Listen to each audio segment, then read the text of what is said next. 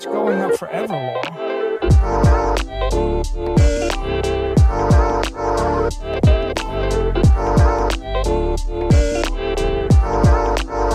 Yeah, welcome to Simply Bitcoin Live. We're your number one source for the peaceful Bitcoin revolution. We cover breaking news, culture, manic warfare. We will be your guide through the separation of money and state. Crazy, crazy news. I mean, it's not surprising at all, but the long-term Bitcoin holders hold an all-time high of Bitcoin. That means that the amount of Bitcoin on exchanges continues to go down. The amount of Bitcoin hodlers continues to go up. And I think this is Bitcoin's incentives. I think they're winning, and I think people are realizing that if you sell your Bitcoin, what are you selling it to? You're selling it for monopoly money, basically. So this is overall bullish news. We're gonna break down also the numbers. We're gonna dive deep into that today. Also, seems like the Tether lawsuit was dismissed. We were going to talk about that yesterday, but we ran out of time. So we're gonna cover that article. And on top of that, we have a very special guest. We have Mags, and Mags, thank you so much for joining us today. How you doing? Hey, I'm awesome. How are you? Well, it was good. It was good seeing you at Mining Disrupt in Miami not too long ago. Mags is I know that Bitcoiners hate the word expert, but I would consider you a mining expert. Thanks, but no, I see that's the problem. Once you go down the rabbit hole, you're like, I know nothing. She's highly knowledgeable about mining. All right, I'll say it like that. And of course, my legendary co-host, he's drinking coffee. That means he's feeling optimistic today. The one, the only, the legendary Optimus Fields. How you doing, bro? I am doing wonderful, and I am so geeked up on coffee this morning. I probably have the jitters, but hey, you know, this is part of the fun. What's up, everyone? Good to be back. It's Tuesday. Still got a long week ahead of us, but the news don't stop. The grind don't stop. I'm excited for this one. I'm ready to hear Mags talk about Bitcoin mining in the culture. I think you guys are going to like this one. But anyways, are we going to get a classic Nico Jones rant today, or is this going to be a mellow Nico Jones? I don't know, man. It's just bullish news. It's not like anything. Okay, so hopium Nico Jones today. Hopium, okay. yeah, you can say Nothing's that. round you up. Don't sell your Bitcoin to BlackRock. Yeah, exactly. That's the best news. That's the best news of the next 4 years. If you sell your Bitcoin, statistically speaking, you're probably selling it to Larry Fink. Don't be that person. Or Sailor. One of them. Either of them. Okay. All right, everybody. No more delay. Let's jump straight into the news. We got a lot. Bukele.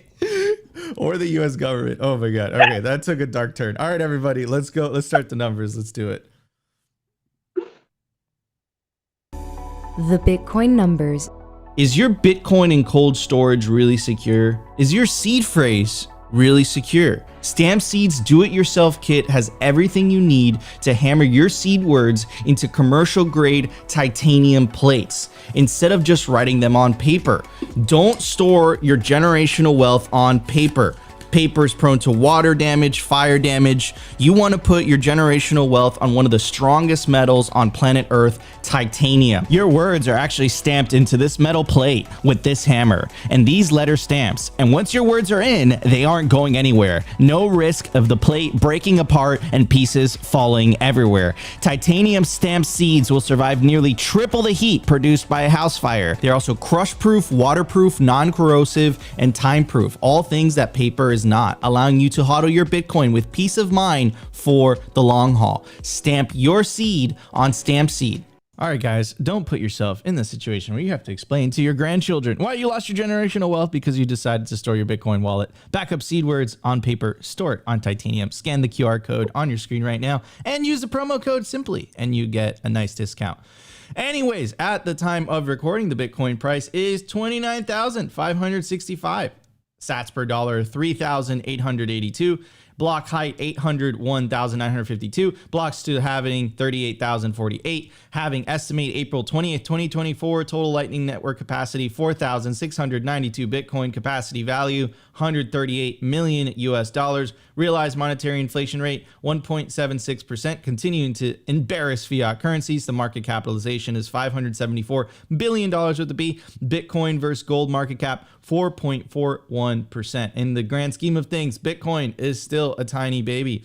Anyways, Here is Kathy Wood, and she's talking about the infamous Bitcoin spot ETF, and she has an interesting take. She says if the SEC approves a spot Bitcoin ETF, it will approve more than one at once.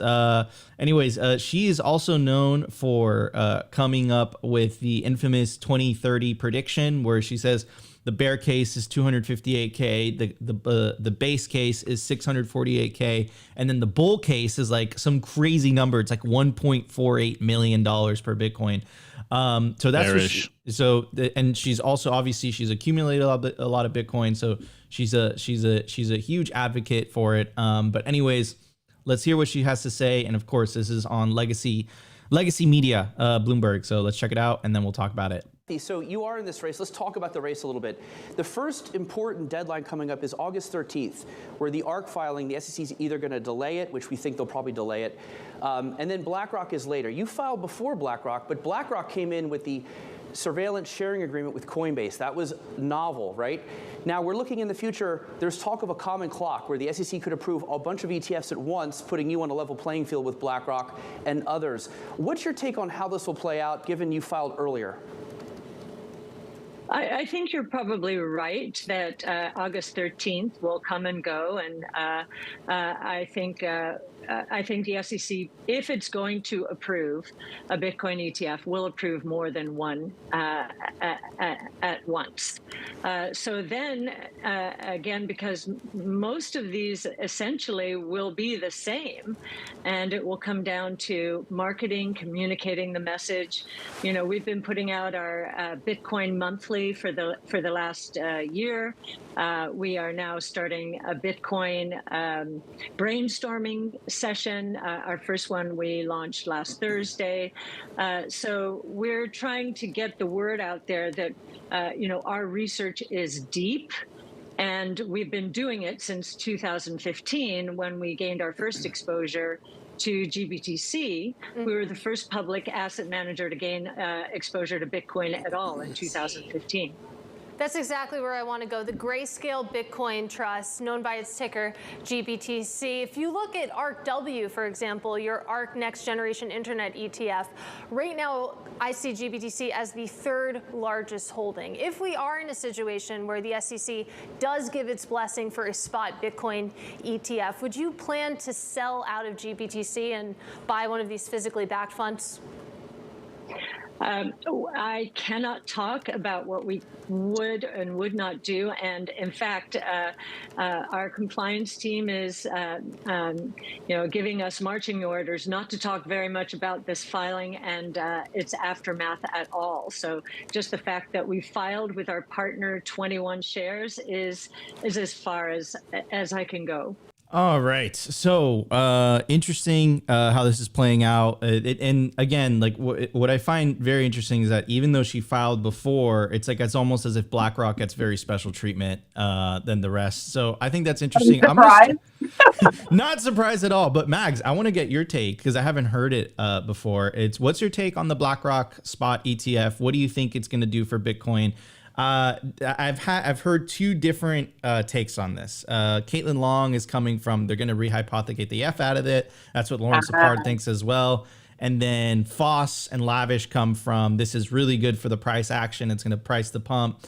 And they're not really going to be able to rehypothecate it because of, it's a spot ETF and the regulations and all that stuff. So what's your take on this? What angle are you coming from? What angle are you coming from at it?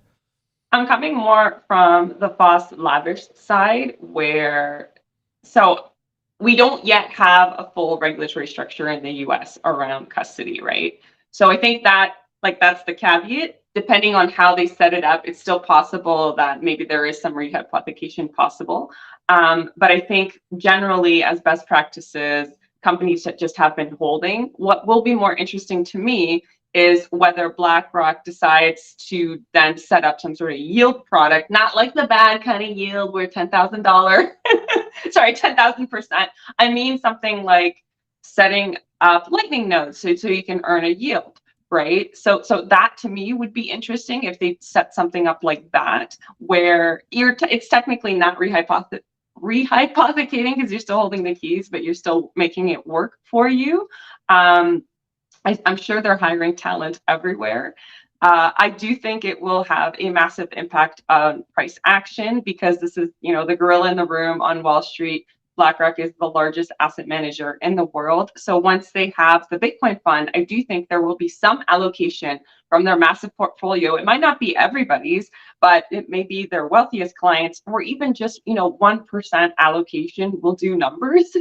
So I think for that, people, it is exciting. But again, the challenge there is because BlackRock will probably attract the most capital. Like, I think it would be the largest Bitcoin ETF there is. You are, again, consolidating it in one spot. So we're seeing that. And I know Bitcoiners, we've seen this happen. You have hodlers like Michael Saylor. It's just a shame sometimes to see it happen. And lastly, I've been through something similar in Canada. So I helped launch the first Bitcoin fund in Canada.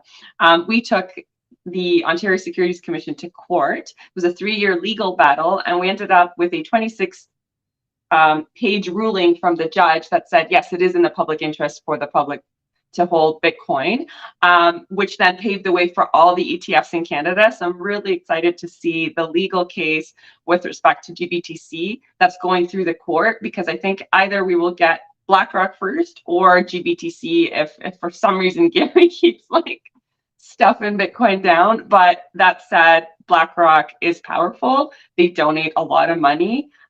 Things have changed. Look at mainstream media now. Bitcoin is ESG. We're in a different part of the cycle, I think. It's so crazy watching the anchors protect Bitcoin using a lot of the terminology that Bitcoiners are using. It's like, wait, did I just hear that? It's like, no, Bitcoin is actually a good thing. And then, it's perplexing. It's you didn't get the memo? Right, like BlackRock's a part of this. Bitcoin is actually a good thing. Bitcoin is actually helping the oceans. Anyways, Opti, what's your take on this? Well, yeah, as the in-house Bitcoin pleb, the average Bitcoiner here, I don't like ETFs personally. I advise not to buy paper Bitcoin, but as far as I'm concerned, it's paper Bitcoin. But we all know that this will be good for price action. I do understand, and I think anyone that is not naive understands how much capital inflows will come from these ETFs from traditional financial people. And, in that regard, we're super bullish because, hey, as we've been talking about, BlackRock's got trillions of dollars. If even a small portion of that money gets into Bitcoin and we start to orange pill those people and they start to understand what they're holding, it's going to be extremely bullish moving forward, obviously.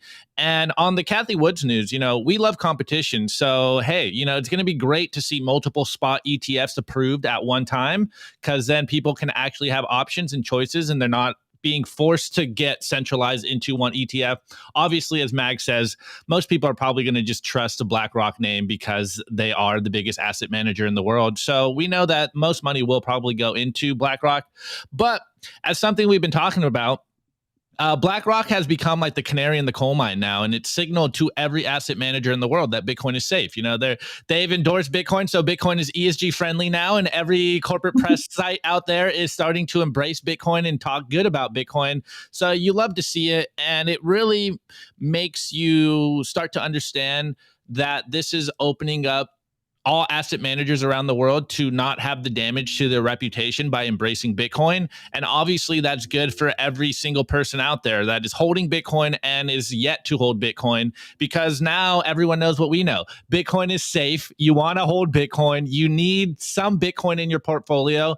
And, Bitcoin is for enemies. Bitcoin is for anyone. So as much as us Bitcoiners may not like the ETF products, who are we to stop people from using Bitcoin how they see fit? And it really reminds me, we've been talking about this for a while. It really reminds me of one of the early Hal Finney posts on Bitcoin Talk Forum, where he's saying, there will be Bitcoin banks that are fractional reserve and there will be full reserve Bitcoin banks. So I think we are in the beginning of that process, and we're going to start to see who's going to take the risk of rehypothecating their Bitcoin. And I forget who was saying it, but it was in one of the IRLs, Nico. I'm blanking on who it was exactly, but we were kind of TLDRing them in the chat. It's like, what if the BlackRock Bitcoin ETF is the very thing that brings down BlackRock by them rehypothecating Bitcoin. Like this would be bullish AF. Oh, it was Peter Dunworth. It was Peter Dunworth. It was Peter Dunworth. Like that would be an amazing turn of events. It's like, of course, they are incentivized to try to continue to do traditional financial techniques, maneuvering, and watch them like just get bit by the greed bug, even though like Bitcoin goes up like 100% every year on average, and they rehypothecate their Bitcoin, and then they just get margin called, and the whole company comes out. Like how glorious would that be? I want to get Mag's perspective on this. Yeah, I'm just wondering, why would you risk it? If you're that big, you're earning a lot of fees. Just take your fees, just like FTX. Just take your fees and live off them, you know? Yeah, agreed. But that hasn't stopped Wall Street in the past, has it? No.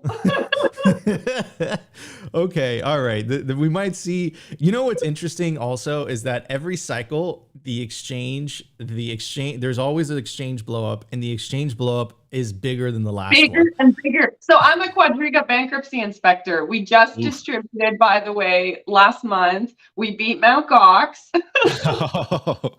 So wait, could you talk about what happened? Like, is he really dead? Is he really dead? You know, okay. So before I joined and just when the bankruptcy process first happened, I thought it was just so weird the way he died, right? So he died, he took in the hospital, they took his body back to the hotel, then brought it back to the hospital. Hospital was like, no, this ain't standard procedure. So they had to take it to a university that had some shady past. And I'm like, this just seems weird. But so the Ontario Securities Commission did a really big report on where the money went, and he lost a lot of it trading, like made bad trades.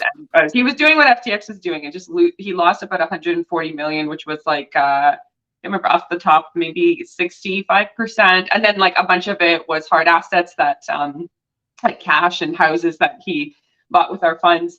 And so I was like, well, there's not that much money left. So if there was like this huge chunk out there, I'd be much more likely to think that he's alive. But like, I went from 85% to like 98% sure that he's dead. Gotcha. Okay. So wait, Nico, what Max is saying is there's hope that Bitcoin brings down BlackRock. There's hope. I know, man. We could see BlackRock mining. That would be pretty cool.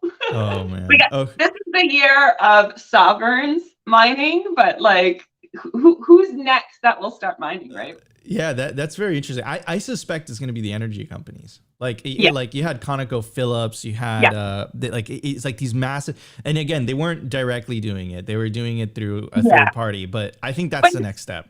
It is, and I mean, sovereigns mining is pretty freaking cool. But what's interesting too is the new chairman of BlackRock is the former CEO of Saudi Aramco, the largest oil company. That's why I'm like, that's really interesting, you know? And the Middle East is really starting to embrace Bitcoin mining, right? Including at a sovereign level, right? There's a sovereign wealth fund that's partnered in a joint venture with Marathon. So that to me is pretty interesting. And that's why I said maybe it will start mining, but even if it's tangential.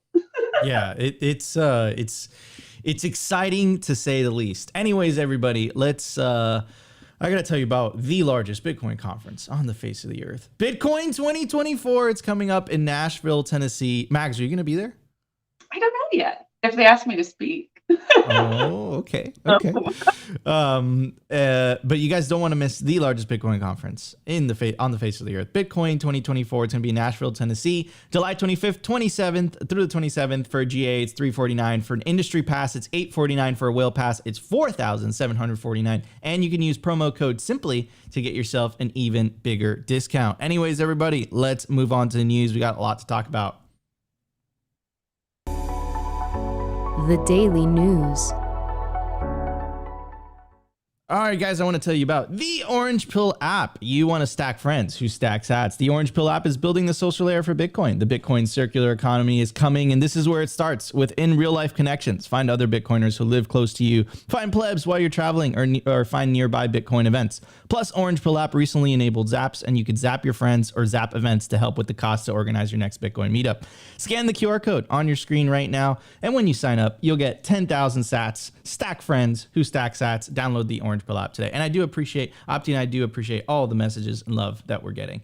And we try to take the time to respond to each and one of the messages. Anyways, the big news I wanted to cover today is long-term Bitcoin hodler metric hits new all-time high. Long-term Bitcoin hodlers now control a record of 14.6 million Bitcoin, according to data from blockchain analytics firm Glassnode. Long-term Bitcoin hodlers are, you see that? A little Freudian slip. Hodlers. I'm going to switch it to hodlers. I don't care. Long-term Bitcoin hodlers are addresses that have held coins for at least 155 days. According to Glassnode, previous research shows that this type of address is statistically unlikely to spend, thus in Bitcoin slang, assumed to be hodling. I like that.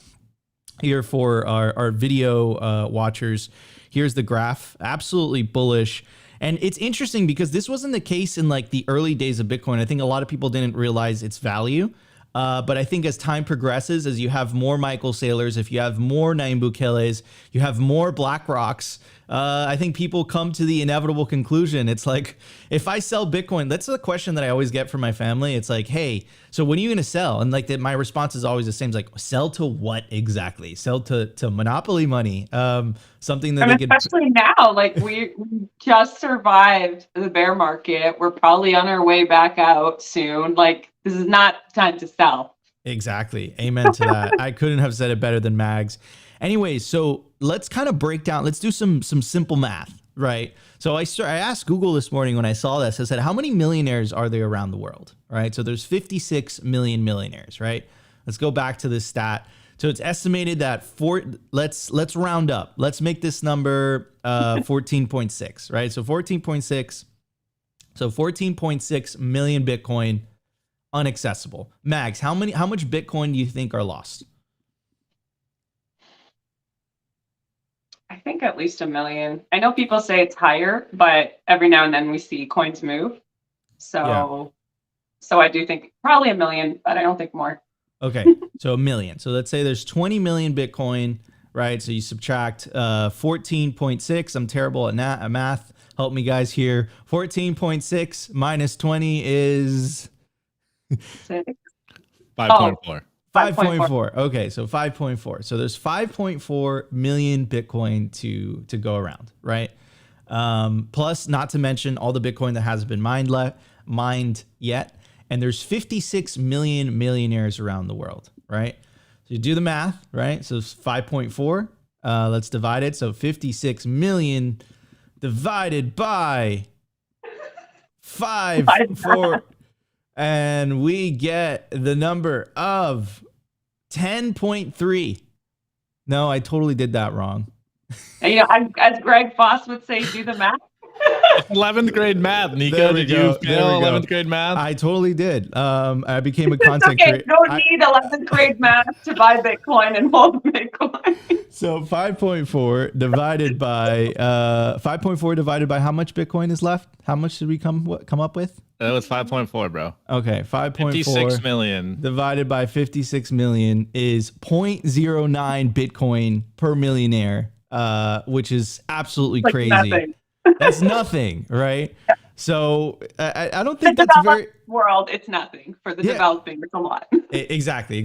I agree with that statement. And then, mind you, right? You also have this guy, who's just continuing to stack all of it, and he's just not leaving it for the rest of us. And let's take a look at how much Bitcoin he has. He has 152. Yeah.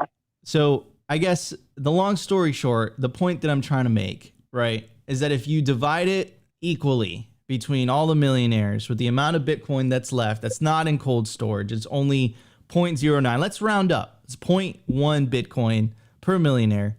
There's one billionaire that has 158,000 of them. Imagine when the other billionaires wake up to this and they say, hey, I want to stack some too. There's not enough Bitcoin to go around. And I think that this has never happened before, because in gold mining, what's interesting is that the production of gold mining actually goes up when the price goes up. But with Bitcoin, doesn't matter. The halving is the halving. Like, it is what it is. So it's just a very unique and interesting phenomenon. And that leads the inevitable conclusion that this thing's going to go to the moon. This thing's going to blow up. And to add to what Mags was saying earlier, right? Why would you sell your Bitcoin right now? You're selling it to Sailor, you're selling it to BlackRock, and maybe you're selling it to governments. We don't know yet. Definitely El Salvador, but the other ones. Definitely El Salvador. But then Bhutan. also, like, not just the bull market. Like, we're waiting to see if the ETF is going to be approved, right? We're waiting to see if Grayscale is converted. Like, it's not a good time. Just at least wait till then. Yeah. It's definitely not a good time. Is it safe to say it's never a good time to sell your Bitcoin? Would you say that, Max? No, I'm going to be that guy, that girl.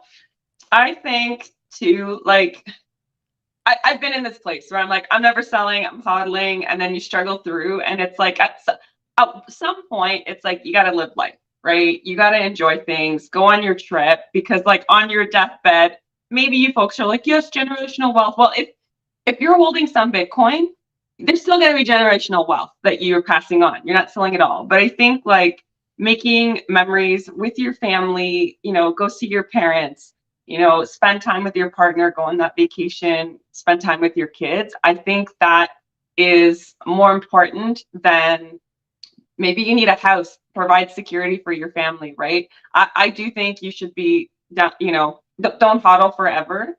At some point, you have to live too. Okay. I like that. I like that. I love that. I love that. And I agree with you, by the way. I agree with you. But the awesome part about Bitcoin is that, you know, it goes up, right? So it's like this, you're on this like weird type of mentality where it's like your purchasing power increases over time. Yeah. It's a very interesting phenomenon. Anyways, Opti. Don't look back. Don't be like, oh, this phone is now worth $10,000. Like it's a negative mindset, right? Okay, but Mags, to be fair, that 10,000 Bitcoin for 2 pizzas, like that must have hurt. Yeah. Did he have more? No, I can't remember if he probably had more, but that's a tough look. If I had been in Bitcoin in like 2009, for all I know, I might have sold at like $1 at $10. You never know, right? So, of course. And he set the price. Like that was, you needed it. It was a beautiful transaction because it's now, you know, like at 2140, when the last Bitcoin is mined, right? People are going to be like, remember that Laszlo when he bought that pizza? Yeah, he went down in history. So your name goes down in history. That is your legacy. Like he has a legacy. This is true. This is true. Oh, Yellow has a comment. Yellow's in the chat. Don't sell your sats for stuff. Sell it only for the betterment of your quality of life. That's the standard of selling, nothing less. And start buying back immediately. Okay. Yes, that's a really good way to put it. Don't stop believing. Hodl to that feeling. Yellow's always here. All right, Opti, what's your take on all this? Well, first on the Laszlo topic, you know, he was an early GPU miner, so I'm pretty sure he's set. Like, I'm pretty sure he's okay and doesn't regret selling that 10,000 Bitcoin. I don't know. Have you seen him in that interview, bro? Like, which one? No. Have you guys seen him in that interview where like like it was like the legacy media where they have like multiple camera angles and she's like, so you sold 10,000 Bitcoin. That's 175, and he's just like, I never did the math. He's like, yeah. No, but like that's like to Mag's point, though. You know, like you can always look back. Yeah, you can always look back and be like, oh man, you know, all the Bitcoin I've lost, or you know, the opportunity cost of not buying when it was X price. Like that is just bad for your mental health, period. Yes. Just like look forward, stack sats. You have the opportunity to stack now, but that's a totally different topic. So let's get back to the news here. First and foremost, I love seeing the corporate press. This was Yahoo News, just like continue to cover Bitcoin, whether they know that they're being stupidly bullish with us or not. Like, I just love to see that we have PSYOP corporate press to like talk about Bitcoin stuff. And, you know, Yahoo News has been doing a pretty good job. And shouts out to, I forget who it was. but they tagged me on Twitter and they're like, Opti, you got to be more optimistic about the corporate press. Like, we have Bitcoiners working at Forbes and stuff. And I'm like, hey, bro. KPMG. Yeah, exactly. Like, I'd love to see it, but I'm doing my job by being critical and skeptical of the corporate press sites. But love to see that Bitcoiners are infiltrating all of the institutions. So, just love to see it. But to the news about the hodlers and the Glassnode stuff, and of course, Glassnode on Yahoo News, like, just love to see it. I remember when that was just Bitcoin hopium on Twitter, and it's like, oh, Glassnode, like, my metrics, on-chain metrics, bro, we're going to the moon.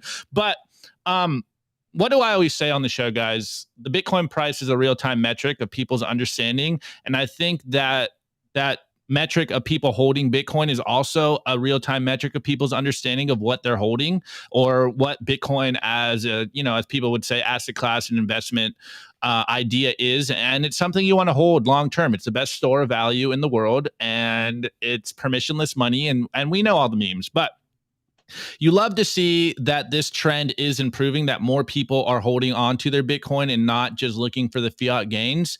And I think a lot of people forget that Bitcoin price is set by the margins. Like, there's only so much Bitcoin that people trade, and that's what sets the Bitcoin price. And more people are holding Bitcoin, as we've seen. What is it? 14.6 million Bitcoin is in cold storage. Like, most people are hodling their Bitcoin. Most people understand what they're holding, and they don't want to part with it. And I think, I forget who was the person that did the article, but it might have been Glassnode themselves or Chain Analytics or something. I forget who it is. Some on-chain metrics person. And they were saying a couple of months ago that all the Bitcoin tourists are gone in the ecosystem. So, like, yeah, that was their framing. All the Bitcoin tourists are gone. And I think it's becoming more and more obvious to at least us here on Simply Bitcoin. Like, everyone that is still obsessed with Bitcoin is people that understand what Bitcoin is. They understand how this is going to change the world. And we haven't really got back into popular culture consciousness yet, because we've been in a bear market for so long. So I think it's very, very positive to see corporate press talk about Bitcoin, whether it's like, Joe Squawk or it's Yahoo News, like, or BlackRock or whatever. Like, everyone is starting to realize, like, hey, I might want to get some of this just in case it catches on. And it's like, hey, we're here. We're waiting for you guys. And this next bull run, I think, is going to be absolutely insane. And it's just beautiful to see that most people are holding on to their Bitcoin. And of course, there's probably a lot more Bitcoin lost than we understand. And it just always makes me think, we are just not bullish enough, guys. I know we're getting lost in the sauce, and the bear market's wearing us down, and we're doing our best to sell all of our chairs and be greedy and stack all the sats, playing Hungry Hippo with Bitcoin.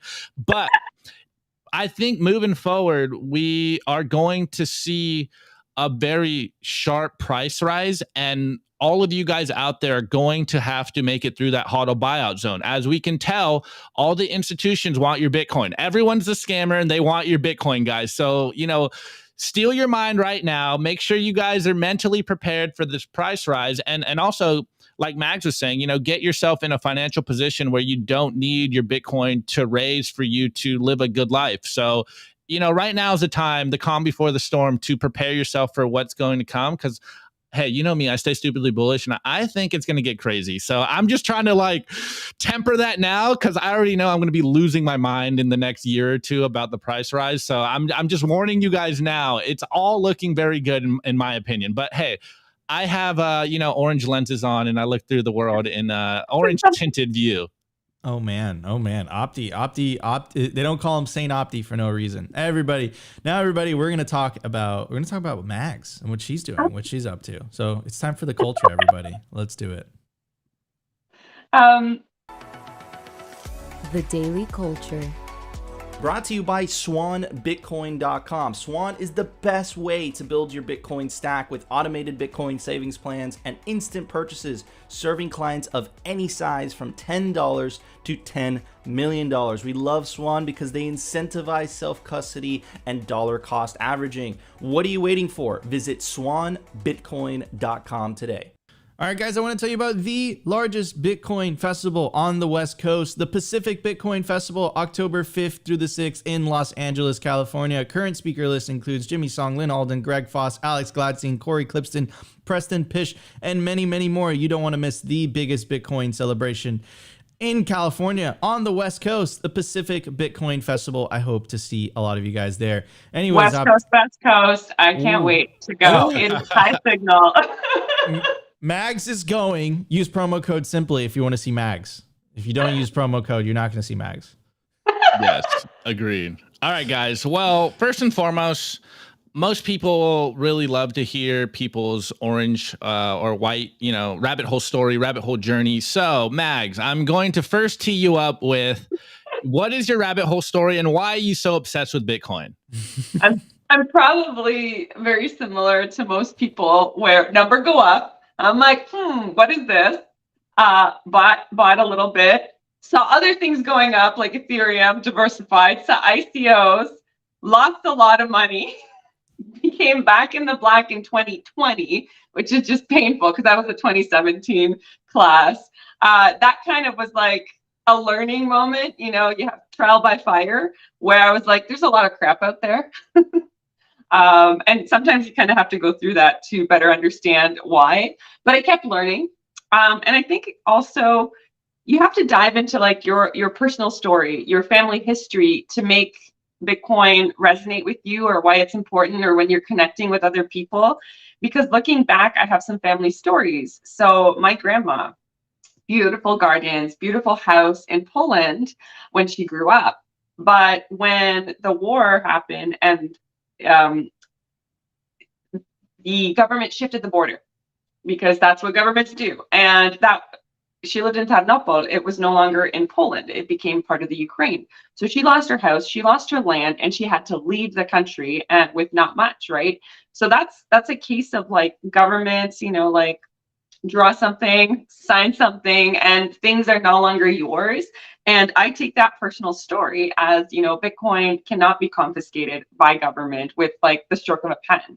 And so that's important to me. And that's something that resonates. And then also same thing with my grandpa. His grandfather was an artist in Poland and he, painted lots of beautiful pictures. But again, war happened. They had to flee their house, and when he came back, it was broken into and all the paintings were gone and other valuables. And then he'd walk along the street and see his grandfather's art in like for sale, the stuff that was stolen, and he couldn't even afford to buy it back. But again, like people will steal your things. And last kind of personal story is we left Poland during communism. We escaped as refugees. My dad packed up the car, the little Fiat, because that's what we had back then. It was a standard car, Fiat car, tiny car. Everything that we could take with us, we took. The government kind of messed up there. They gave everybody in my family a passport. Usually they wouldn't because then somebody has to stay behind. But they made that mistake. And when we arrived at the border, there were border guards there, like, where are you going? What's going on? The border guard looks in and she's like, you're not coming back, are you? And then my dad's like, no. And she's like, just go. But he was worried that they were going to shoot at them because that kind of a time.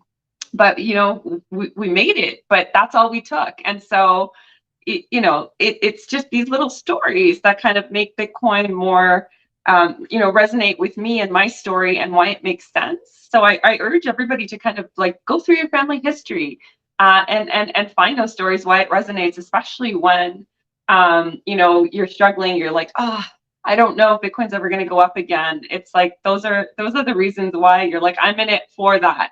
Right. And for me too, I'm also in it because, so I spent a decade in low carbon economic transition. Right. I know not a lot of you love the ESG stuff, but like I was trying, I love the environment. I was trying to save, the environment by working on projects that would reduce carbon. And while you're there, for a decade, I saw that governments just shift the targets because they can't meet them, and they need to make trillions of dollars worth of investment, and it's just not happening because no one's spending the money. Like taxpayers, ratepayers, it's just not happening. And then you get into Bitcoin mining, and we are, Bitcoin is this elegant system of economics, right? And it's all about finding those incentives. And here we are, setting up projects, co-locating with renewables, with nuclear to support that, those low carbon generation sources. We're building out better grid infrastructure for that new, transition to a low carbon grid. And we're like partnering with projects that are reducing methane, whether it's landfills, whether it's on farms, right? Like animal poop is generating energy. The project that I work on is reducing landfill waste for tires. So like we are, through the incentives that Bitcoin provides, subsidizing a way to reduce, environmental negatives or externalities. And so it's pretty exciting to me. Like that's what makes me super pumped and excited, right? Like you hope that you get to work in a place that it's also meaningful. And that's why I love being a Bitcoiner and working in this space. Love it. Powerful story. Powerful story. I'm already a super fan. This is awesome. This is incredible. Like what your childhood experience, fleeing a communist country, kind of seeing, what, and then looking back, right? Like looking back and say, if I had Bitcoin in this moment, holy cow, would that have made a difference? And it's interesting, to put communism aside, just collectivist ideologies in general, like they have to build a wall to keep you in, which is the interesting part, right? It's just not people just wanting to stay there. But that is so fascinating. And, we've heard so many Bitcoin stories, but that had to be one of my favorites that I've heard. And it's interesting because everyone approaches it from a different angle, right? Yeah. But all roads lead to the same place, right? Yeah. The single pillar of truth, which is Bitcoin. Because so much of our society, like this is why Bitcoin is fascinating, but also really hard to understand for the regular person, because it's like, oh, suddenly you're diving into the history of money, into energy systems, which are like super complex.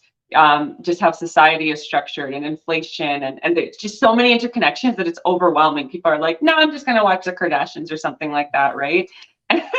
And that's why all walks lead to Bitcoin, because whether you're a farmer who's now decided to subsidize his operation through Bitcoin mining, right, or you're an energy company, or you're working, at the central bank, there's different paths to Bitcoin. So we will infiltrate every sector. Ooh, Let's go. I like it. Let's go. Anyways, Mags, I think this is a perfect example of what we always say about winning the hearts and minds of the masses out there, and telling personal stories so that people can also have emotional connections to why we do what we do. Because, if you're here just for the price, you might get flushed out when the price goes down. But when you have these other reasons behind why you do what you do, it becomes so much easier being a hodler. Like I always say, once you know why you hodl, life becomes so much easier as a Bitcoiner. But you did, as Nika always say, bury the lead there. You said something really amazing. Let's talk about what you are working on. You turn tires into energy for Bitcoin miners. Like, talk about, ESG friendly Bitcoin mining. There was a good comment that came up, I think, from Elaine. She's like, but there's a difference between ESG and showing and actually doing good work. So, around the world, 1 billion tires gets thrown out every single year. And in the US, about a tire per person. And that's just landfilled. And, they leach toxins, they leach into the waterways toxins, and they also emit volatile organic compounds into the air. And so nothing is done. And there's massive fields of tires on fire in different places of the world, like Kuwait. And so it's a problem that really doesn't have a solution. A lot more landfills are banning the landfilling of tires. They're stopping using tires for children's playgrounds because there might be some negative health effects from that, and some places are banning. So it's like, what do we do with these tires? Well, we mine them, right? We have these vertical reactors that we put the tires in, and we thermally deconstruct them. It's not burning. Like, we're not burning tires. We're almost like a reverse refinery where we take the tire, heat it up, and there's multiple products that come out of that. So there's an oil that we put in a diesel generator. There's a synthetic gas, kind of like methane, that can be burned. There's this black carbon byproduct at the end that also has BTU value that we sell. And lastly, there is steel. That 25% of the tire is steel, because you need that rigid structure to be maintained, right? And so we can sell that for scrap. And so we have 4 products that we can sell, and we get paid for the tire, because typically tires, if you throw something out in a landfill, there's tipping fees. So it's a very different kind of business model. That also gives us optionality in a bear market, because those are the reactors there in that picture. It gives us optionality because we can either sell the energy or we can mine Bitcoin. So, depending on where you are in the cycle or where you are. So if you're in an island nation where energy is expensive and waste landfilling is expensive, maybe it makes more sense just to set up those reactors and use the energy for the sake of energy. Like think of Hawaii or Puerto Rico, right? But in other places, maybe it makes more sense to mine Bitcoin. And so I love this because it's another way where we found this different type of business model that is lowering the environmental footprint as a byproduct, but it makes economic sense, to mine Bitcoin or to get rid of this waste. So that's what I'm excited about, because we're, a lot of Bitcoin companies are here to do good, and I feel like we do that. That is awesome. How did you come up with this idea? This is so fascinating. That was a former team. So I joined on because I spent a decade with working with heavy industry. And one of the things that we looked at was alternative fuels, like using things like waste to lower carbon. So when you think about tire, there is some, it's not like carbon negative or carbon neutral like some other products, but there is some biomass component because, rubber comes from natural plants. But so I joined because I have prior knowledge of working with alternative fuels and also Bitcoin and Bitcoin mining. It's not burning waste at high temperature. We're not doing pyrolysis, where you do need high temperatures to pyrolyze, as in so I'm also a firefighter. Volunteer firefighter. Yeah. Burning buildings, car fires. We do auto acts where we cut open the car and take the victim out.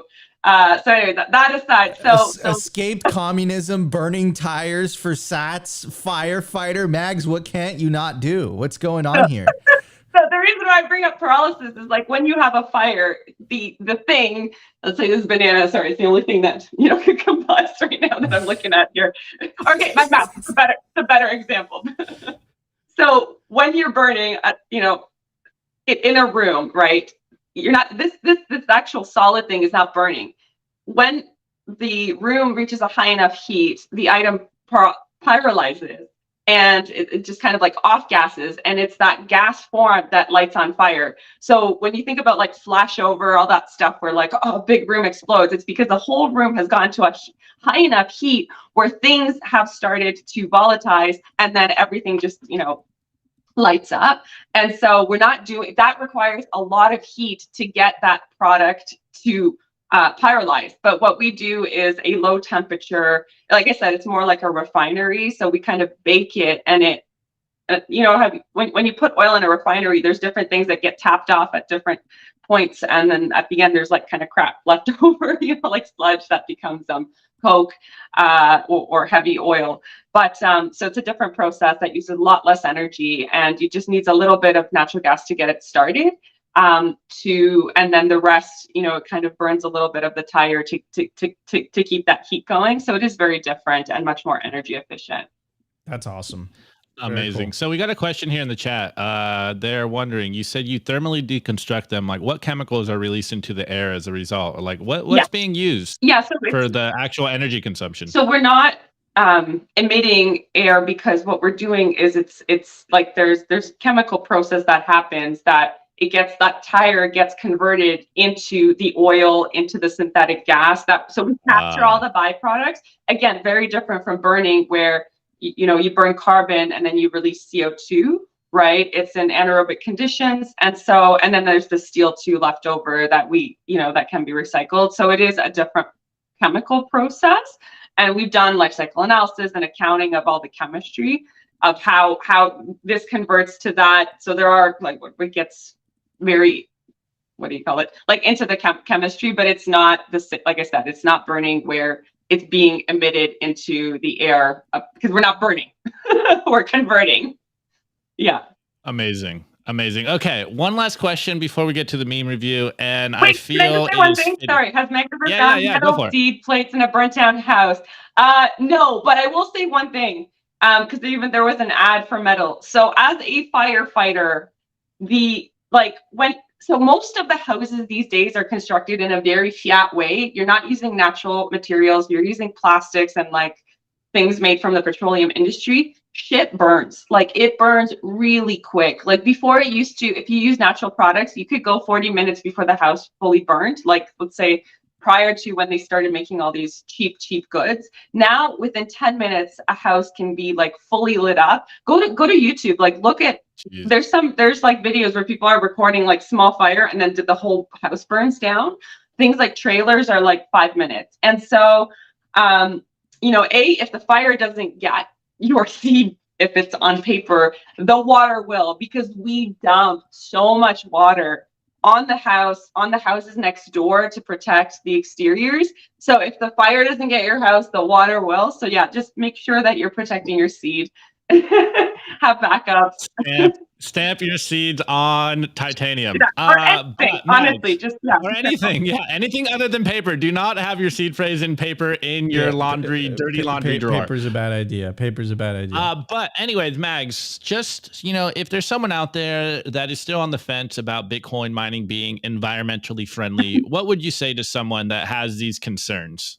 I just, it's, sometimes I'm like, Satoshi's quote, if I don't have, sorry, I don't have the time. If you don't believe it, I don't have time to convince you. Exactly. So I think it's one of those things where you'll catch up, because every day there's news stories of a different industry using Bitcoin mining to help, so we've got farmers that are reducing carbon methane from their farm operation.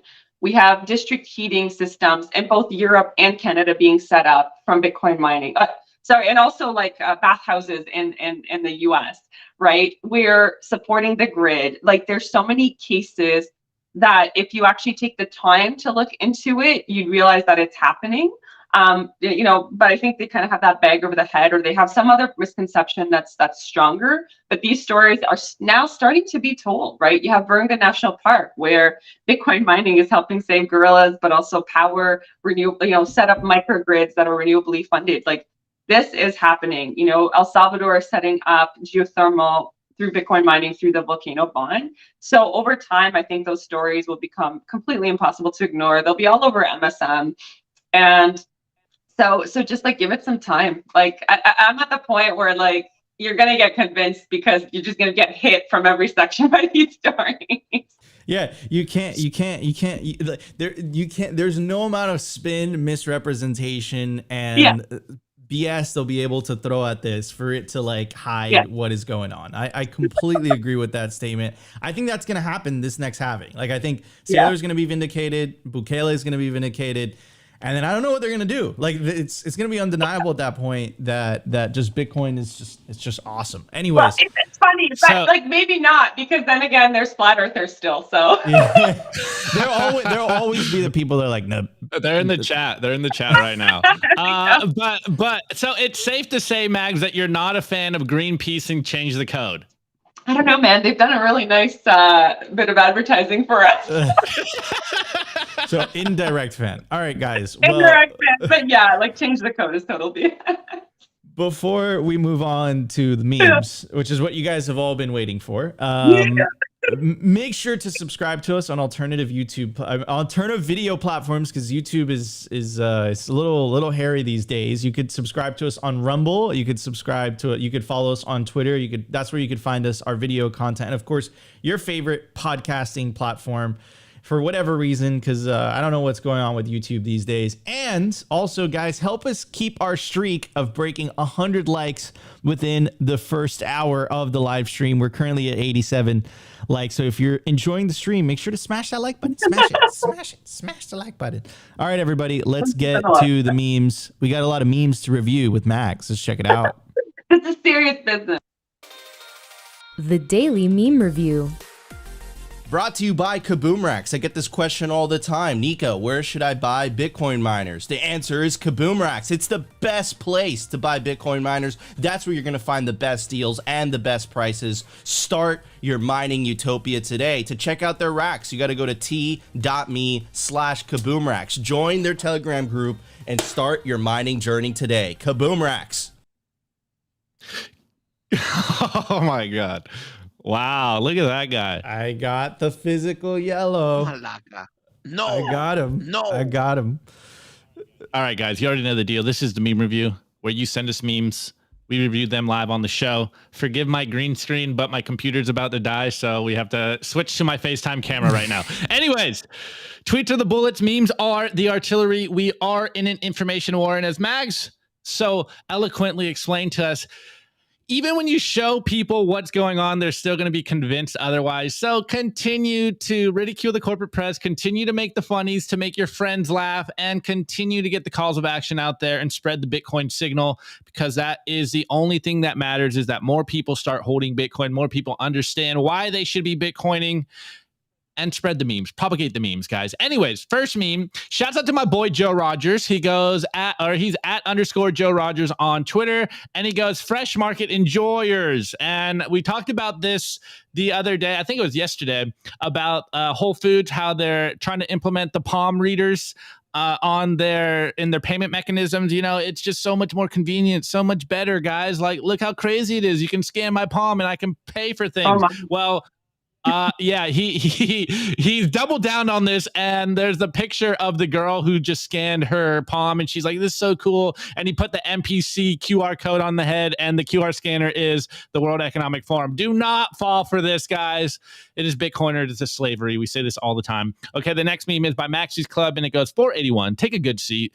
And this is a play on the classic school bus meme where the left side is a fiat enjoyer and they're sad and they're broken. Well, we have an angry person here saving in fiat and literally looking at a wall, because that is what their future will be, a cage where you look at the back of the cave. And we have the saving in Bitcoin. We got you guys out there, the Bitcoiners, that just look at the prosperous, bright orange future, and you're so hopeful and optimistic about where the future is going, because you know Bitcoin fixes this, and it's Bitcoiner slavery, and we choose Bitcoin. Okay, this next meme is by the BTC Therapist, and it goes, it's going up. Wait, it's going up forever. I got it. It's going up forever, Laura. Anyways, we got the classic. I think this is Star Trek. We got the Star Trek big brain guys, and it goes, me when Bitcoin is $1 million, and I was right the whole time. And we look at them, just big brain energy, just like, I've been telling you that this is the way, and you need to stack sats. Okay, this next one is Safedine. And even though this one might be a little meta for you guys, the crux of this meme here is what Safedine says in the tweet here. Goes, I considered writing an article on why BRICS delusions about a new global reserve currency are unworkable, but I think I'm now only capable of communicating ideas via memes or base. So this is all of us. We can only communicate in memes after a certain point. Anyways, exactly. He's using the Drake hotline bling, no, yes template. And he's got Drake going, no, read some Austrian economics. And it's the BRICS nations. Or yes, decades of catastrophic monetary experiments trying to scam each other before realizing the only workable international neutral currency is Bitcoin. Dude, even some of the best Austrian economists that write big, long books just can get the message across in memes. This is the power of the memes, guys. Okay, the next meme is by the Meme Factory TM. And do you guys remember growing up and reading the Snapple facts? Well, look, we have real fact number 120. Shitcoins exist to take your Bitcoin. This is a real fact because it's on a Snapple cap, guys. Okay. Anyways, this next meme is by Bitcoin Sapiens, but it's a quote by Max Kaiser, and it's an AI-generated warrior with a Bitcoin shield, and it goes, Bitcoin attracts quiet warriors and the fiercest defenders of the greatest ideals. Max Kaiser, love to hear it, love to see it. This is the way, guys. And the last one is by our friend RDBTC. Actually, this is Meme Factory heavy today. I didn't even realize. He goes, oh, sorry, sir. You thought that was your money, hashtag banks, hashtag bankers, hashtag Bitcoin. It goes, we got an NPC here, goes, I'd like to use my money to buy Bitcoin. And we got the NPC banker, and he goes, you mean our money. It's not your money if you give it to a bank. This is why we Bitcoin. This is why we save in Bitcoin. Anyways, my meme review score, Nico, is the same thing. My little yellow plushie. Hey, but look, World of Rusty's in the chat. And Well, I feel left out. This is my plush. Yay, okay. You can get yours at worldofrusty.com, by the way. It's kind of fake news that yellow's yellow because look at him. He's getting green screen. So I think this is the quintessential dilemma. Is a tennis ball yellow or green? Has been formed into, is yellow actually yellow or is he green? I don't know because the green screen's getting him. Anyways, Nico. Mags, what's your score? Was that your score, the little hodler? For all of them or for a specific one? For all of them or a specific one, whatever you want. Yes, the hodler is my beautiful plushy the top meme, and I am a fan of the coming out of the light. Yes. Coming out of the dark cave. What is it? Plato's cave coming to Bitcoin. But I also have a banana. Okay. That's a good score. Second place. Excellent score. Let's go. The second place one. Oh crap. I can't remember. It was either the last one or the second last one. Show them quickly again. Yeah, I got you. Yeah. Show me them. Here we go. Yes. The money, our money. This one. What radicalized you? The banking system. Like, seriously. I love that. Awesome. All right. Okay, guys. All right. Nico, we got a fresh meme score in here, guys. And we're going to start with this one first and foremost while the other ones come in here. And also, World of Rusty, Nico's green screen is not broken because I tried to verify this morning, and my green screen also makes yellow go half invisible. So, hey, even the technology is saying that yellow is green. So I don't know. Anyways, Nico, check out this first meme. Rusty sent it to me in the DMs. Okay, guys. Special exclusive for you guys. Promo code SIMPLY for 15% off yellow plushie. It will only work 5 times. You got to go to worldofrusty.com. And I love that. Rusty's getting some free advertisement. Love it. Very, very clever, Rusty. Very clever. Again, promo code SIMPLY for 15% off yellow plushie. It will only work 5 times. All right, next one. By Apollo 21, I give the my Schernheiser shotgun mic. Sennheiser. You know what, Opti? No, you got to read the complicated words from now on. Kaboom Rex. UTXO. My meme score is. Go on. What is that? Goetz theory of colors. All right, Elaine. Meme score. Greta discovers truth about ESG, becomes a Bitcoiner, loses the braid, spreads the message. AutoCoin. I give the meme 0% reserve requirement for banks as of March 2020. You are the yield. Opt out by Bitcoin. All right. ES gives it everyone trying to remove their chips after learning about Bitcoin. Elaine. 99 likes. Do it, Bitcoiner. All right. Next one is by Opti Fields. Yum. I like the taste of spicy people. What? Spicy. Eliminate fiat child labor laws to send them to work at tire burning factory to stack more sats. That is terrible. So that is Nihilist Fields. He's a troll. All right, next one. My planet Earth. Scoring the memes a bright orange future for all of us forever. And meme score Narwhal Tacos. My yellow plushie knockoff I bought on the street in Bangkok. The eyes stare straight ahead. Awesome, guys. Thank you so much for tuning into Simply Bitcoin Live. We really, really appreciate it. I want to give a very special shout out to one of my new favorite Bitcoiners. I'm a super fan. She's a firefighter, entrepreneur, all this crazy stuff. Mags, thank you so much for coming on the show today. It was awesome coming on. Thanks. Really, really appreciate it. Why don't you tell everybody where they could find you on the interwebs? Yes, on the interwebs. I am both on Nostr, but it's a lot easier to find me on Nostr from Twitter, where I'm crypto_Megs. Awesome. Thank you so much, Mags, for joining us on Simply Bitcoin Live. We really appreciate it. Guys, if you enjoyed the show, you know what to do. Smash that like button. I want to give you the results of the poll that we launched about 53 minutes ago. I asked, is the BlackRock ETF good or bad for Bitcoin? 136 votes. 50% of you said good. 12% of you said bad.